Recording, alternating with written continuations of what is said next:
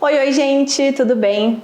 Hoje eu tô aqui pra gente conversar sobre um tema que a gente nunca falou aqui no programa. A gente vai falar sobre o Abril Lilás, que é uma campanha de conscientização sobre o câncer de testículo. E a gente vai conversar com o urologista Rodrigo Trivilato. Doutor, seja bem-vindo ao programa. Muito bom te ter aqui para falar sobre um assunto que a gente nunca trouxe. Obrigado, tá um prazer conversar com vocês. Vamos começar falando sobre esse tabu. Eu acredito que seja um tabu ainda, né? Falar sobre o câncer de testículo.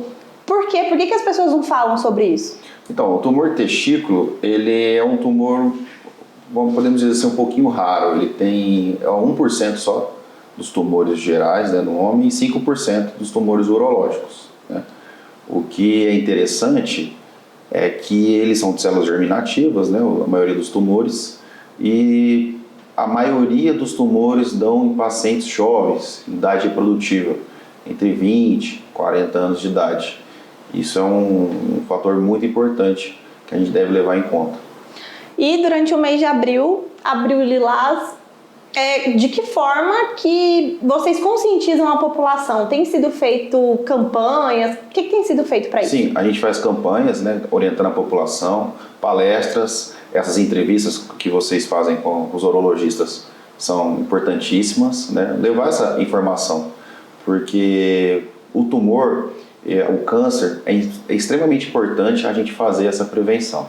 Então eu sempre digo o seguinte, o paciente não deve procurar só o médico, por exemplo, no Novembro Azul, que é o mais famoso, né, sobre o câncer de próstata, mas deve procurar o seu médico durante todas as fases da sua vida e várias vezes durante o ano ou quando for necessário, para fazer esse tipo de orientação. Então, por exemplo, costumo dizer que o urologista tem o urologista é médico do homem. Não, o urologista é médico do homem, da mulher, do idoso, do adolescente. A gente está falando em câncer de testículo com pacientes jovens de 20 e 40 anos de idade. Então, também é do jovem, da mulher, da criança. Às vezes eu acompanho crianças que nem nasceram ainda, estão na barriguinha da mãe.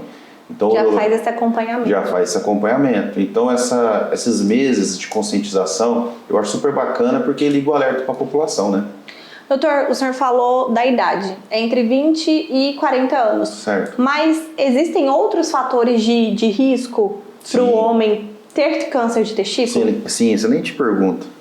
Hipospádia, aquele quando o canalzinho não está na região que sai o buraquinho que sai a urina, quando ele está um pouquinho mais para baixo, não está no seu local habitual, é uma doença que é um fator de risco.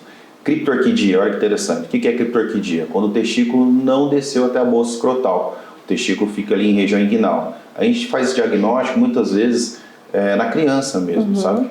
E olha que interessante, quando a gente consegue operar esse paciente, levar esse testículo para a bolsa escrotal e passa de 5 vezes, apenas 2 vezes chance desse testículo virar tumor. Outro fator importante, histórico familiar.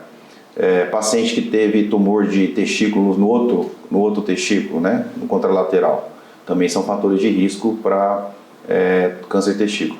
Algumas síndromes genéticas, como Klinefelter, também pode levar a ter um fator de risco para tumor testicular. Quando a gente fala de câncer de testículo, isso quer dizer que a pessoa vai ficar infértil, por exemplo? Não. Normalmente esse paciente tem um tumor de um testículo, o outro testículo, que está normal, ele vai compensar. Tanto na síntese de testosterona, que é o hormônio masculino, como na fabricação de espermatozoide.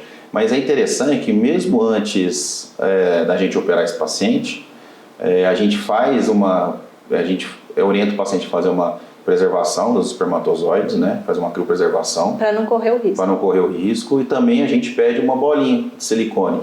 Porque como são pacientes jovens, tem aquele bullying às vezes, né? Dos amiguinhos e tal.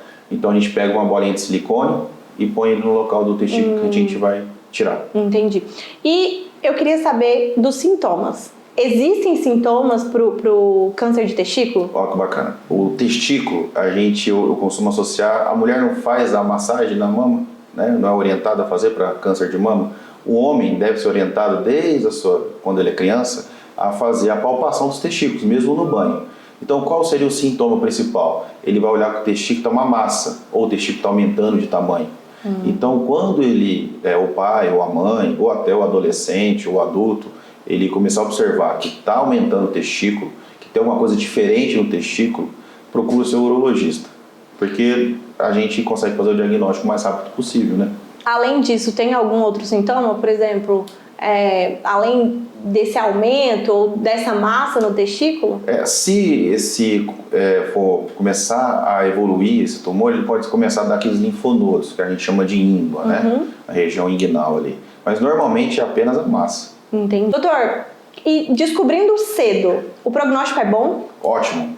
O paciente tem mais de 95% de cura. Ou seja, se fizer o diagnóstico precoce. Por isso que é tão importante o meio de conscientização, explicar o tumor de testículo, explicar qual é a idade, os fatores de risco, como a gente está fazendo aqui. E principalmente ensinar esse paciente a fazer essa autoavaliação do próprio testículo. Quando a gente fala de fator de risco, de ter uma idade ali entre 20 e 40 anos, às vezes as pessoas pensam que não, é só nessa idade aí que pode aparecer. E não, pode ser que uma criança tenha, pode ser que uma pessoa mais velha também tenha o câncer. Com certeza. É a faixa de idade que tem mais probabilidade de dar o tumor do testículo, essa fase de adulto jovem, esse paciente em idade reprodutiva. Mas sim, na gente pede ter um paciente idoso. E qual que é o tratamento? Então, normalmente, o que vai acontecer? Esse paciente vai vir, ele fala, estou com uma alteração no meu testículo. A gente vai colher a história clínica, como deve ser feito. Exame físico é importantíssimo, porque a gente vai tocar essa massa um pouquinho mais endurecida. Veja bem, nem toda massa testicular é tumor de testículo. Então, pode ser uma hidrocele, por exemplo, uma inflamação. Por isso que tem que vir no médico. Por isso tem que ir no urologista. Fazendo o exame físico, normalmente a gente vai pedir um ultrassom de testículo, e esse ultrassom que vai encaminhar a gente para o tratamento. Se for uma massa, a gente faz a retirada desse testículo, né, cirurgicamente. O que é interessante é que a gente não faz pela bolsa escrotal. A gente sobe esse testículo até ali, a região inguinal ali, e tira esse testículo por ali. Esse era até um questionamento que eu queria fazer. É sempre cirúrgico, então? Se for uma massa, sempre cirúrgico? Sim, aí vai fazer ultrassom, vai pedir os marcadores, né, o beta, HCG, alfa-feto, o DHL, que são os marcadores tumorais. Vai fazer, normalmente eu peço uma tomografia de tórax e abdômen, fazer o estadiamento desse tumor, como eu disse, lembra dos linfonodos? Então a gente pede esses exames e aí a gente já encaminha o paciente para a cirurgia. É uma cirurgia que é interessante, que alguns tumores a gente consegue ainda dar um tempinho, né, para fazer a cirurgia. O tumor testículo não, a gente tem que fazer o mais rápido possível. Tem que ser rápido para não espalhar ali, não aumentar. Isso, exatamente. Então a gente já faz essa retirada do testículo que chama orquiectomia. E o câncer de testículo, ele pode propiciar ou até mesmo causar ali o câncer de próstata ou não tem nada a ver? Não tem nada a ver. Esse tumor não tem nada a ver com o tumor de próstata. O que é importante é fazer esse diagnóstico precoce, né? Como eu disse, tem altas chances de cura. Às vezes não precisa nem fazer radioterapia, nem quimioterapia. Às vezes só com a retirada do testículo já resolve o problema.